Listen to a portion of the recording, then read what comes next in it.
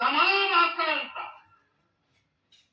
सोमनाथ पर हमला कर रहे थे तो उन्हें लग रहा था कि उनकी तलवार सनातन सोमनाथ को जीत रही है। वो मजहबी कट्टरपंथी ये नहीं समझ पाए कि जिस सोमनाथ को वो नष्ट करना चाहते हैं उनके नाम में ही सोम अर्थात अमृत जुड़ा हुआ है। उसमें हराहर वो पीकर भी अमर रहने का विचार जुड़ा। उसके भीतर सदा शिव महादेव के रूप में वो चैतन्य शक्ति प्रतिष्ठित है जो कल्याण कारक भी है और प्रचंड तांडव शिव ये शक्ति का स्रोत भी है। भाइयों बहनों, सोमनाथ में विराजमान महादेव उनका एक नाम मृत्युंजय भी है। मृत्युंजय जिसने मृत्यु को जीत लिया, जो स्वयं काल स्वरूप है। यतो जायते पाल्यते येन विश्वम तमीश भजे लियते यत्र विश्वम। अर्थात ये सृष्टि उन्हीं से उत्पन्न होती है, उन्हीं में लय हो जाती है। हम मानते हैं त्वमेको जगत व्यापको विश्व रूप, यानी शिव पूरे जगत में व्याप्त है। इसलिए हम कण कण कंकड़ कंकड़ में भी उस शंकर को देखते हैं। कोई उन शंकर के कितने स्वरूपों को नष्ट कर सकता है?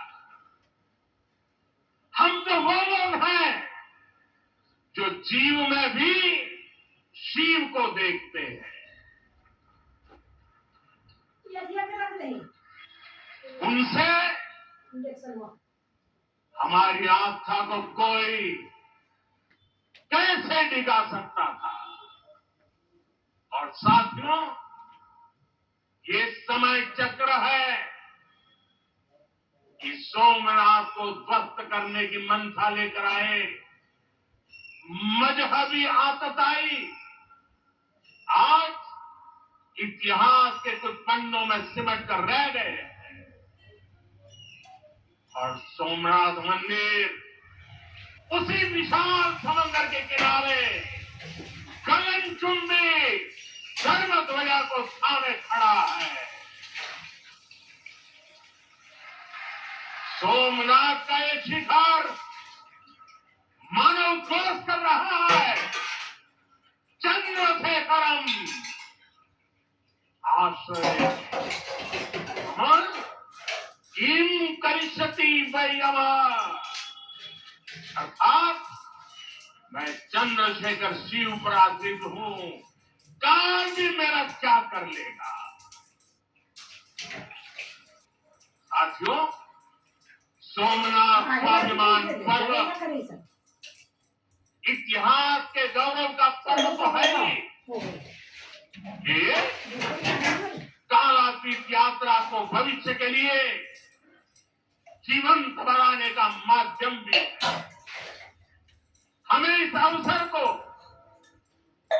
अपने अस्तित्व और पहचान को सशक्त करने के लिए उपयोग करना है। आप भी देखते हैं, अगर कहीं किसी देश के पास कुछ 100 साल पुरानी विरासत होती है, देश उसे अपनी पहचान बनाकर दुनिया के सामने प्रस्तुत करता है। वही भारत के पास केदारनाथ जैसे हजारों साल पुराने पुण्य स्थान है। ये स्थान हमारे सामर्थ्य, प्रतिरोध और परंपरा के पर्याय रहे। लेकिन दुर्भाग्य से आजादी के बाद गुलामी की मानसिकता वाले लोगों ने उनसे पल्ला झाड़ने की कोशिश, उस इतिहास को भुलाने के कुछ प्रयास हुए। हम जानते